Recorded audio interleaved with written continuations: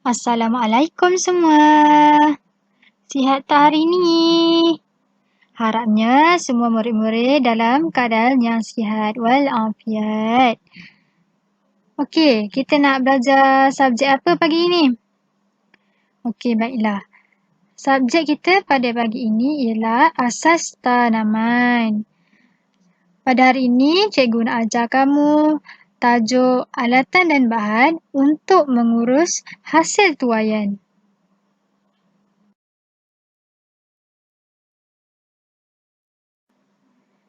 Okey, untuk objektif pembelajaran pada hari ini ada dua.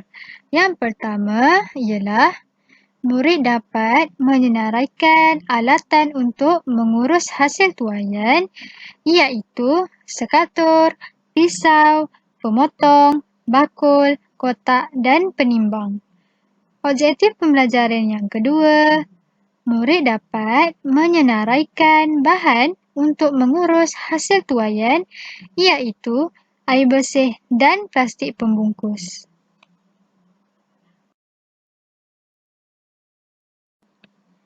Sebelum kita masuk dengan lebih dalam tajuk kita pada hari ini, cikgu akan membacakan kamu pengenalan tentang tajuk kita pada hari ini.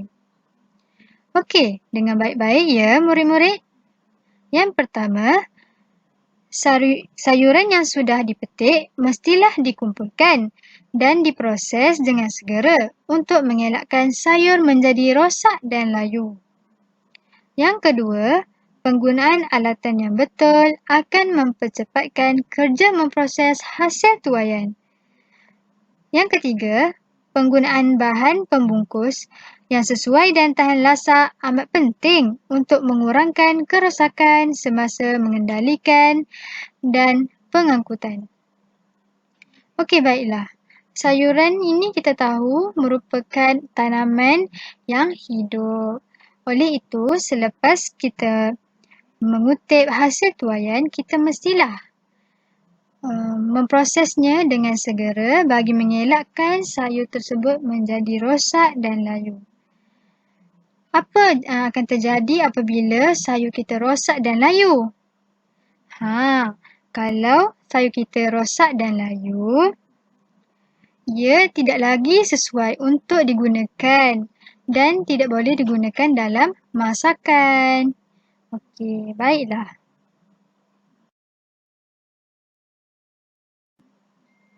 Okey, bagaimana pula dengan alatan dan bahan yang digunakan untuk mengurus hasil tuaian?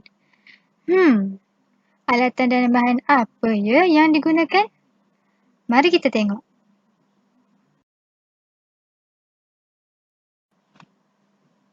Wah, banyaknya alatan yang digunakan untuk menguruskan hasil tuaian.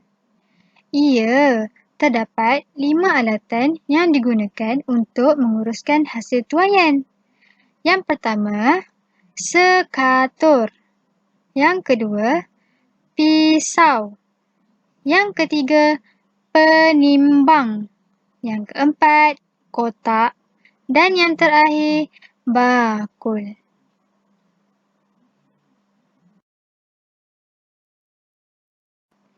Okey, baik. Sekarang kamu dah tahu 5 alatan yang digunakan untuk mengurus hasil tuaian. Baiklah, apa pula fungsi setiap alatan tersebut? Okey, baiklah.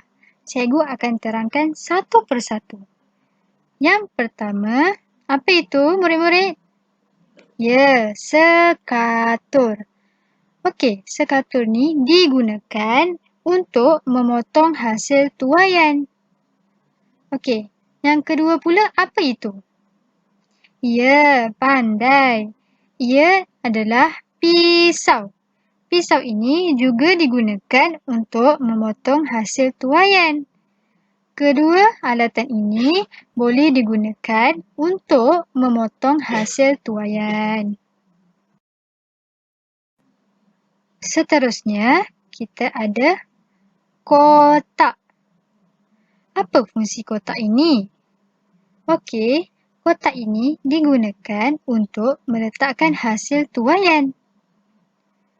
Yang keempat, apa pula murid-murid? Ya, pandai sekali. Ini ialah bakul.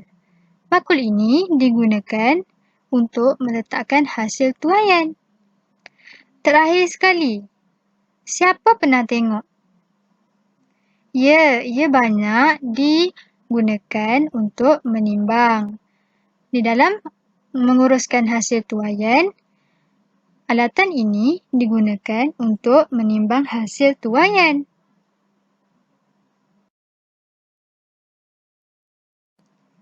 Selain daripada alatan untuk menguruskan hasil tuaian, bahan ini juga digunakan dan amat penting untuk mengurus hasil tuaian.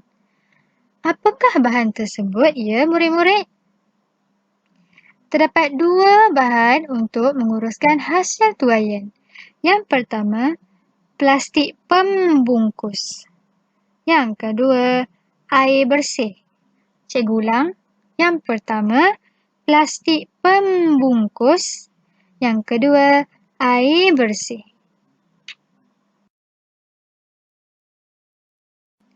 Okey, baik. Murid-murid sudah tahu dua bahan yang digunakan untuk mengurus hasil tuaian?